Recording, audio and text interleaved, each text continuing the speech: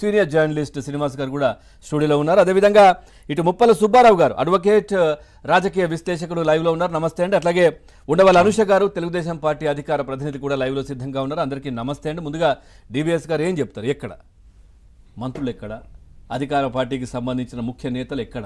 ఇదే ప్రశ్న ఇప్పుడు. ఏబిఎన్ వీక్షకులకు, ప్యానల్ మిత్రులకు, మీకు అందరికీ నమస్కారం. నమస్తే.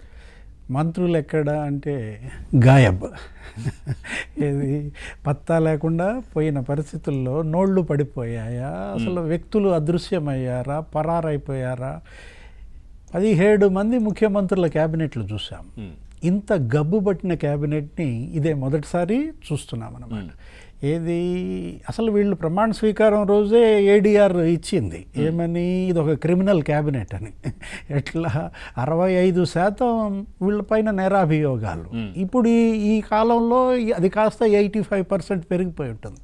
ఎందుకని ఒక్కొక్క మంత్రి చూసుకున్నట్లయితే ఒకడు కోడిగుడ్డు మంత్రి అని, ఒకడు డ్యాన్సుల మంత్రి అని, ఇంకొకడు పేకాట మంత్రి అని, ఇంకొకడు క్యాసినో మంత్రి, గుట్కా మంత్రి, బూతుల మంత్రి, లాటరీ మంత్రి అని, కమిషన్ల మంత్రులు, బెంచ్ మినిస్టర్ ఒకడు, బెంచ్, ఇట్లా ప్రతి మంత్రి కూడా అతనికి ఒక ట్యాగ్ లైన్. అతను ఇప్పుడు ఆయా మంత్రిత్వ శాఖల పైన వీళ్ళకి ఏమన్నా ఒక అవగాహన ఉందా? ఏ రోజన్నా ఏ మంత్రి అయినా తన మంత్రిత్వ శాఖలో పురోగతి గురించి కానీ దేని గురించి కానీ ప్రెస్ మీట్ పెట్టినటువంటి దాఖలాలు ఉన్నాయా? అవినీతి కుంభకోణాలు పెద్ద ఎత్తున చేశారు. మాఫియా డాన్స్గా మారారనమాట. ఇది ఒక మాఫియా క్యాబినెట్గా మారింది. ఎందుకంటే క్రిమినల్ క్యాబినెట్ కాదు, మట్టి మాఫియా, భూ మాఫియా, ఇసుక మాఫియా, గంజాయి మాఫియా, అసలు వీళ్ళు లేనిది లేదన్నమాట. గ్యాంబ్లింగ్ మాఫియా అన్నమాట. మంత్రి పదవి అంటే ఒక గౌరవం. సమాజంలో ఒకప్పుడు ప్రతి ఒక్క ఎమ్మెల్యే కూడా అతని లక్ష్యం ఏంటి? మంత్రి కావాలనేది, ముఖ్యమంత్రి కావాలనేది అది వేరేది, ఏది మామూలుగా. అలాంటిది వీళ్ళు మంత్రులై కనీసం వాళ్ళ నియోజకవర్గంలో ఏదన్నా చేశారా? ఇవాళ నియోజకవర్గానికి వెళ్ళలేని పరిస్థితుల్లో జగన్మోహన్ రెడ్డి ఏం చేశాడు? ఇప్పుడు ఈ 26 మంది మంత్రులు వీళ్ళ చరిత్ర. ఒక మంత్రి తెలివిగలాడు, ఏం చేశాడు? దూకేశాడు, తెలుగుదేశంలో చేరిపోయాడు. ఎవరైనా జైరాం, అతను ఒక్కడే మరి గెలిచే అవకాశం కనపడుతోంది. 2 మంత్రులు ఏం చేశారు? వాళ్ళు అసలు పోటీగా దక్కకుండా వాళ్ళ కూతుళ్ళని దించారు. ఎవరు? నారాయణ స్వామి కూతుర్ని దించాడు. ఆ ముత్యాల నాయుడు కూడా కూతుర్ని దించినట్టున్నాడు.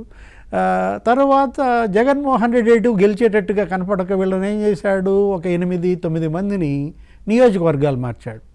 అటు ఇటు షఫలింగ్ చేశాడు, జిల్లాలని మార్చేశాడు. ఏమి మార్చినా ఎవరు గట్టెక్కే పరిస్థితుల్లో ఇవాళ వీళ్ళు మౌనం పాటిస్తోంది ఎందుకు? జనరల్గా మౌనం ఎందుకు పాటిస్తారు? ఎప్పుడు పాటిస్తారు? ఏదైనా విషాదం, సంతాప సూచకంగా లేచి 2 నిమిషాలు మౌనం పాటించండి అంటాం. ఇప్పుడు ఈ క్యాబినెట్ అంతా మౌనం ఎందుకు పాటిస్తోందంటే పొందబోయే ఓటమి సంతాపమా? ఎందుకు వీళ్ళ నోళ్ళు పగిలిపోయాయి, మూసుకుపోయాయి? ఇప్పుడు గతంలో ఎలా చెలరేగిపోయారో చూసాం. కళ్ళు మిన్ను కానకుండా వ్యవహరించారు.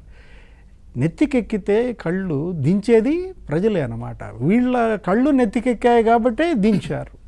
ఒక్కొక్కళ్ళ మీద 1000 కోట్ల అవినీతి కుంభకోణాలు. ధర్మాన ప్రసాదరావు ఉత్తరాంధ్ర, అధర్మాన, అతను ఒక పెద్ద ల్యాండ్ మాఫియా డాన్ అన్నమాట. ఒక మధురవాడలోనే 72 ఎకరాలు కబ్జా.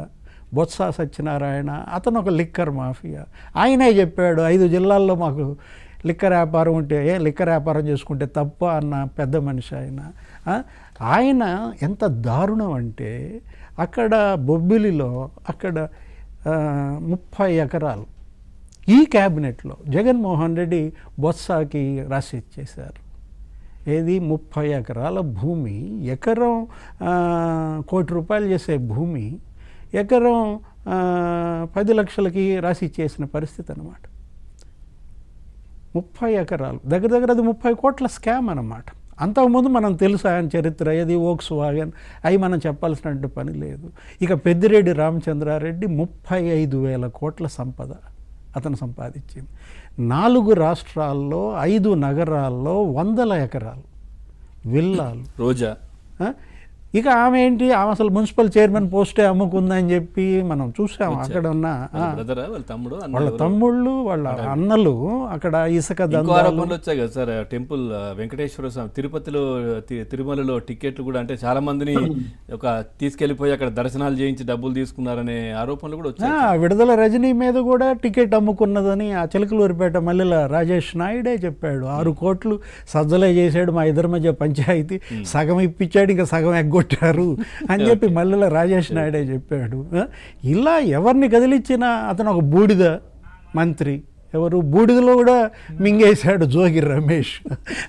వీళ్ళంతా కూడా రౌడీలు, గుండాలు, వీళ్ళని తీసుకొచ్చి మినిస్టర్లను చేసి ఆంధ్రప్రదేశ్ క్యాబినెట్ అంటేనే అప్రదిష్ట పాలయ్యే పరిస్థితి, తలెత్తుకోలేని పరిస్థితి తీసుకొచ్చాడు ఈ రాష్ట్రానికి. ఈ క్యాబినెట్ని మనకి రాష్ట్రంలో ఇప్పటి వరకు కూడా ఏదైనా విపత్తు జరిగితే, ఏదైనా అంటే ఆ శాఖకు సంబంధించినటువంటి సమస్యలు ఏదొచ్చినా సంబంధిత మంత్రులు వచ్చి మాట్లాడాలి, లేదంటే వాళ్ళ సంబంధించినటువంటి సెక్రటరీ అంటే వాళ్ళకి సంబంధించిన వాళ్ళు వచ్చి మాట్లాడే పరిస్థితి కనిపించేది గతంలో కానీ ఎప్పుడైనా కానీ ఇప్పుడు ఎవరైనా అంటే ఆ సామాజిక వర్గానికి సంబంధించిన వాళ్ళని తిట్టడానికి మాత్రం వీళ్ళు వస్తున్నారు తప్పించి ఆ శాఖ అసలు మేము ఏం శాఖ నిర్వహిస్తున్నాం, దాంట్లో ఏమవుతోంది, ఏం పోతోంది ఏది లేదు.